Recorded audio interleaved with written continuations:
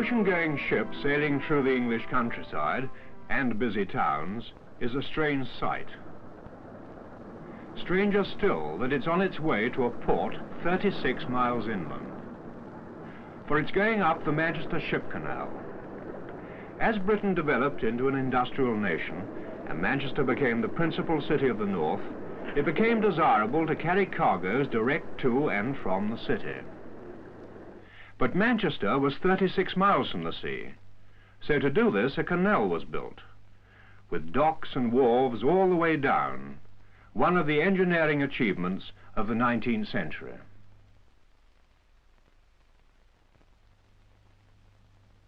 Today, great ships from all parts of the world come in from the sea to go up the Manchester Canal. Here's a grain ship from Greece, coming in at sea level. Manchester, 36 miles away, is about 80 feet above sea level, so engineers had to devise a way of lifting the ships. This they did with a series of 5 locks, each raising the level a few feet. This is the first of them. The ship enters the lock. The water in the canal above is about 13 feet higher. So when the ship is in the lock and the back gates are closed, water is pumped into the lock until the ship is raised to the level of the canal beyond.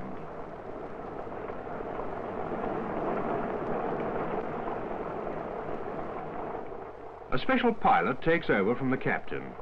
These men are expert navigators and are responsible to the captain and to the canal company for safe navigation along the canal.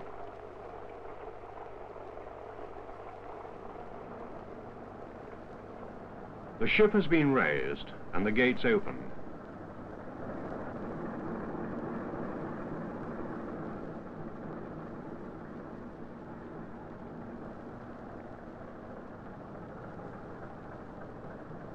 Tugs fore and aft make fast. Aided by the ship's own engines, they will conduct the ship through the canal.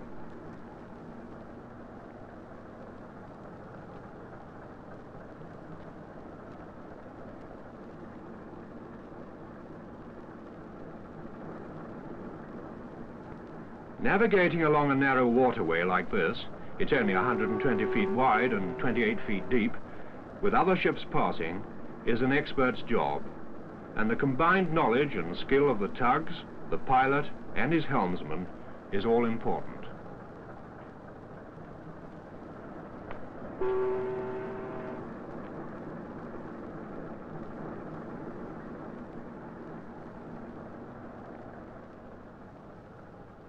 Not all the docks are in Manchester itself. This oil dock is at the seaward beginning of the canal. It's the Queen Elizabeth II dock, built in 1954, and is one of Britain's largest oil docks. It takes in oil tankers too large to travel through the canal. Oil discharged here is pumped straight from the ship.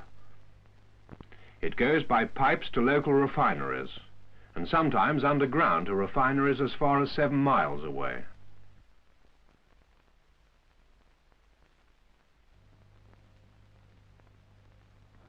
To begin with, the canal runs along the sea inlet. That long wall divides the water so that once having come through the first lock, ships can travel irrespective of outside tides and unload or take on their cargoes in the canal.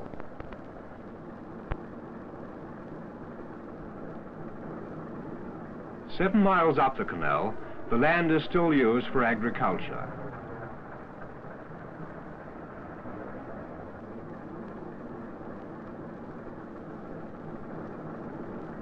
Often it seems that the great ships are passing across the fields. The town of Runcorn has a modern bridge, designed on similar lines to Australia's Sydney Harbour Bridge.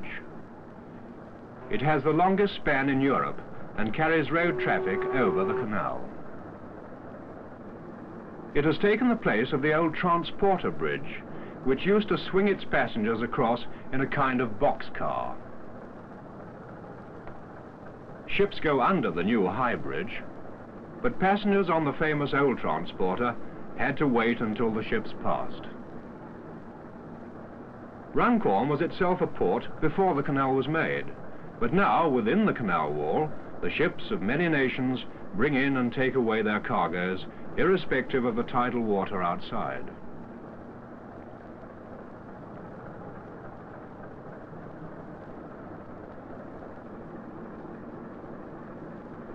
Halfway up the canal now, going through another lock to be raised a further 15 feet on the journey to Manchester.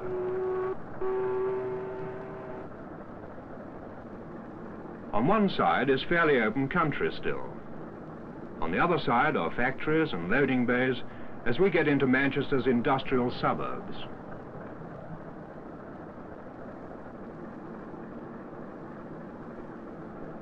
Residential towns with their road traffic have also spread along the canal bank, so that from your window ships seem to be passing through the town. The problems of carrying traffic over a canal which tall ships use has been solved by engineers today by vast new bridges like this one.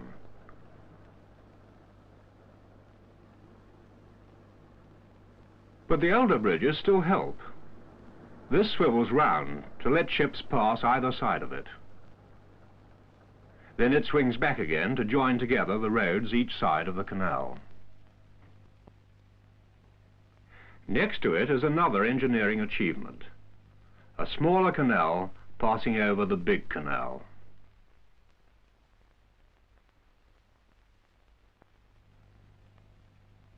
When the small canal must open to let the big ships through, gates at each end seal the water within its trough so that it's free to swing away. The big ship starts to come through.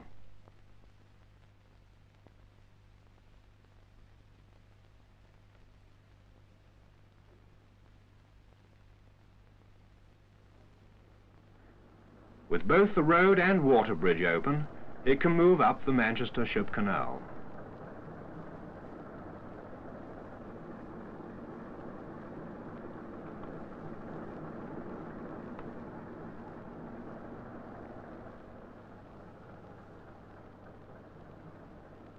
The water bridge then swings back into position.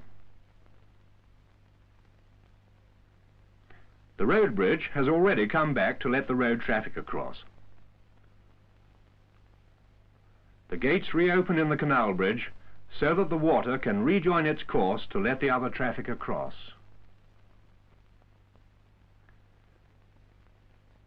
We're nearly into Manchester now and going through one of the last locks. Another ship in an adjacent lock is being lowered on its outward journey. Because of the canal, Manchester has expanded. Nowadays, a great industrial estate called Trafford Park stands on the canal banks. There are 200 factories here and 80,000 people employed. To and from these wharves and warehouses come and go oil and petroleum products, grain and chemicals, timber and wool textiles, flour and motor vehicles.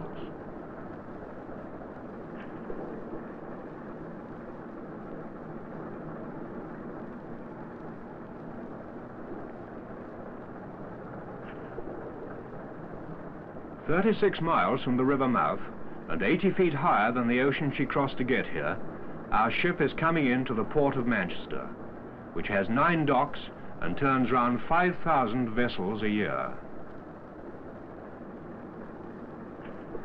The pilot and the tugs bring us gently alongside.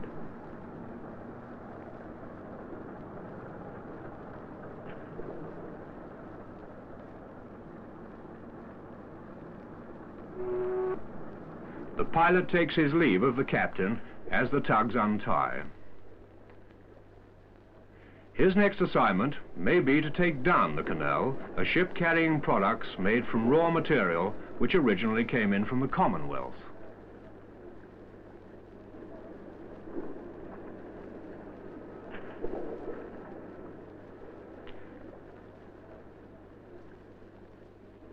And the small, powerful tugboats, like sheepdogs, set off on their next mission, part of a century of engineering achievement which enables great ships to come into small waters.